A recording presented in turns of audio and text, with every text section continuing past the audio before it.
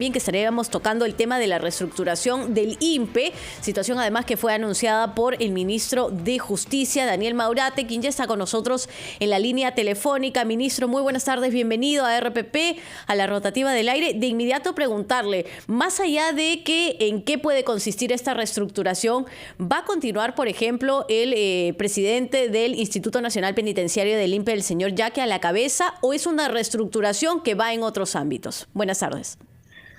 Buenas tardes, Joana, y también saludo a Jorge y a todos los oyentes de Radio Programas de Perú.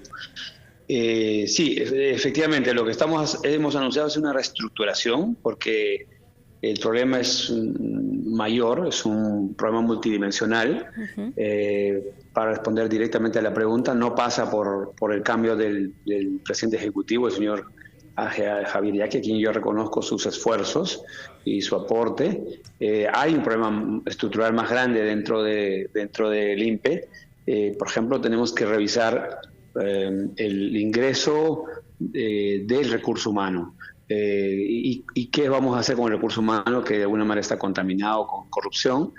También salvando a los funcionarios, los trabajadores que son honestos y correctos, que llevan el pan a sus hijos de manera honrada, porque no podemos generalizar también. Pero sí, de hecho, está claro, es evidente de que hay un grupo de funcionarios que han caído en corrupción. ¿Lo ratifica en el cargo entonces al señor Yaque Moya? Sí, yo creo que sí, definitivamente él va a continuar. Y lo que vamos a hacer más bien es vamos a conformar un grupo de expertos. Estamos ya conversando con algunas personas que tienen mucha experiencia, que son de alto nivel académico, profesional, para que nos puedan apoyar a resolver problemas multidisciplinarios del INPE. Por ejemplo, el tema de recurso humano, sanciones, los reglamentos disciplinarios, el ingreso, el filtro, los incentivos también. O sea, todo eso es un tema que tenemos que mirar, y mirar toda la regulación que tenemos para poder evitar de que nuestro capital humano, nuestro recurso humano, se infecte de corrupción. Pero ministro, es una realidad, ¿no? ¿Cómo cortar el problema de raíz sin esperar tanto tiempo? Usted nos está hablando de una reestructuración que a largo plazo, pero actualmente el problema está en todos los penales del país, no solo el caso revelado el último fin de semana. Sí, Jorge. Por supuesto, hay medidas en el corto plazo. De hecho, que ya se han tomado las medidas y se van a tomar medidas de corto plazo, que son inmediatas, es decir, la separación de los funcionarios, las denuncias, los procesamientos, las sanciones. Son medidas que lo vamos a hacer inmediatamente. Ya he dado disposiciones de que estos funcionarios que se les detecta en corrupción no estén ningún día más en el INPE y tienen que ser retirados de la institución a través de mecanismos legales. Y en ese sentido, ¿usted va a pedir facultades legislativas? Se lo pregunto porque ayer cuando conversábamos con el señor Yaque, lo que nos decía era que los habían pasado, hablando particularmente de estos agentes, los habían pasado del penal a recursos humanos, a labores administrativas, porque tenían un tema de ley de por medio y que eso no permitía removerlos o retirarlos de su cargo inmediatamente. Sí, ese es uno de los temas. Yo he dado indicaciones de que se encuentre el mecanismo legal para que no estén. Y eso he conversado con el presidente. ¿Pero significa pedir estas digamos, facultades al Congreso? Para separar a esos funcionarios, a los corruptos del INPE, no necesitamos facultades delegadas. Okay. Entonces ahí el presidente tiene que alinearse a lo que estoy señalando.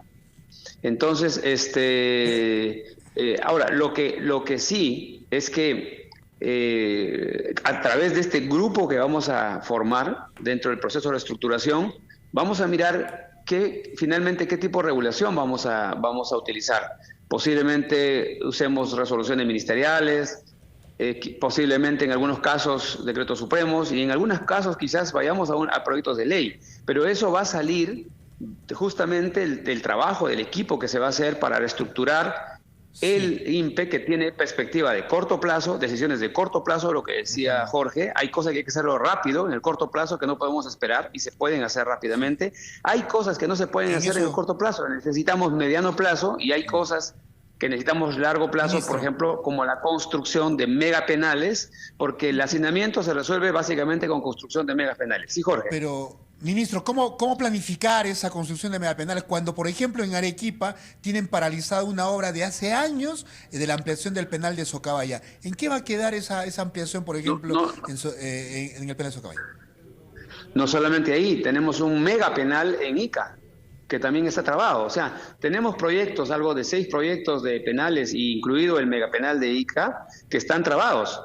Y eso los tenemos que destrabar. Felizmente, en el caso de Ica, que nos va a ayudar mucho, porque es un penal, es un megapenal, ya tenemos el informe de la Contraloría y ya estamos avanzando con el expediente de saldo de obras y las conversaciones con UNOPS están muy avanzadas y ojalá que todo salga bien y podamos de una vez en los próximos meses podamos ya completar la obra porque se ha quedado a la mitad y ese megapenal de Ica nos va a servir mucho para resolver el problema de hacinamiento. Y esperemos, ministro, efectivamente sea así, sea algo pronto. Hay un tema pendiente también que le queríamos consultar y es acerca de cuánto se ha avanzado o qué tipo de trabas hay en estos momentos con relación a la extradición de Sergio Tarache Parra, ¿no? Feminicida de una joven a quien quemó y fue todo grabado en las cámaras de videovigilancia en el cercado de Lima. Sí, Joana, como tú eres testigo, nosotros hemos acelerado al máximo y hemos concluido nuestro proceso de solicitud de extradición antes del plazo previsto y ahora lo que estamos esperando es que las autoridades de Colombia, el Poder Judicial, el Ministerio Público, actúen de la misma manera. Nosotros estamos monitoreando a través de nuestra actividad. Bueno, para mí el plazo debe ser antes de los 90 días porque es el plazo de prisión preventiva que tiene este sujeto. ¿Qué significa que estaría en nuestro país para qué fecha aproximadamente? Bueno, no tengo exactamente la cuenta, pero la prisión preventiva que se ha dado en Colombia es de 90 días. Es decir, que si en 90 días no lo tenemos aquí, corremos el riesgo de que el señor pueda quedar en libertad. De manera que nosotros estamos invocando a través de las líneas y los canales diplomáticos, invocando a que las autoridades de Colombia actúen rápidamente y podamos tener aquí ese sujeto para procesarlo y sancionarlo severamente, porque el delito que ha cometido es realmente salvaje. Ministro, desde su cartera, ¿cómo han analizado esta modificación de la ley de la colaboración eficaz hecha desde el Congreso de la República? ¿Cuál es la posición del Ministerio de Justicia? Todavía no ha llegado, Jorge, la autógrafa de la ley. Estamos esperando, seguramente llegará en los próximos días. Apenas esté en nuestro sector, los equipos, las direcciones, porque aquí en el Ministerio de Justicia y Derechos Humanos hay una dirección y equipos que se encargan de revisar eso y lo vamos a revisar y daremos nuestro informe con observaciones o sin observaciones. Eso va a depender mucho de lo que haga el equipo, pero lo que sí te puedo garantizar, Jorge, es que desde el MINJUS no se va a apoyar nada que favorezca la criminalidad o el crimen organizado. Ministro, también cambiando un poco de tema con relación a estas protestas que se han anunciado, varias, pero una de ellas, la tercera toma de Lima, supuestamente el 19 de julio. ¿Hay información, hay algún tipo de trabajo que se esté realizando con otros ministerios en estos momentos? Básicamente, por supuesto, como país democrático y como sector, nosotros somos respetuosos de las personas que desean reclamar o protestar. Lo que sí tenemos que invocar es de que no a la violencia, que no haya violencia, que no se afecte patrimonio privado, público, porque la violencia lo que genera es un mal clima para la inversión privada y afecta también la inversión pública. Y como todos sabemos, la inversión pública y privada son los que generan la productividad de nuestro país. O sea, nuestro PBI básicamente tiene como insumo la inversión privada, la inversión pública, y si nosotros estropeamos la inversión pública y privada, lo que va a pasar es que nuestra producción va a caer, y cuando cae la productividad, la producción en un país, obviamente se va a caer también el empleo, se va a aumentar pobreza extrema. Por eso es que la invocación en general es que tratemos de construir un país viable para la inversión, un país pacífico y viable para la inversión, porque es la única manera real. Que es además lo que se ha permitido siempre, ¿no? Las movilizaciones en el entorno pacífico. Y ya que hablamos de protestas, ministro, no podía dejar de preguntarle lo siguiente, porque usted aquí en el programa Todo se sabe, cuando se le mostraron unas imágenes justamente de lo que habían sido las movilizaciones, las agresiones y los fallecimientos también de las protestas de diciembre y el mes de enero, en una de las imágenes usted dice que según el video claramente se ve que sí se estarían violando los derechos humanos, porque esa fue la respuesta. Pero también dice que se tienen que hacer las pericias, ¿no? ¿Se han avanzado las pericias? ¿Se ha avanzado algo en las investigaciones con relación a las protestas y a las muertes? Te agradezco la pregunta, es un tema ya antiguo, Joana, pero sin embargo permite también una precisión. Lo que hemos hecho referencia a lo que tiene que investigarse a través de pericias y todo lo demás son los temas específicos. Pero aprovecho para precisar de que desde las Fuerzas Armadas y las Fuerzas Policiales no hay disposición de vulneración de derechos humanos. La Policía Nacional del Perú y las Fuerzas Armadas están lejos, no les alcanza ninguna imputación como institución. Lo que hay que sí investigar son los casos concretos y específicos, que eso corresponde a la Fiscalía.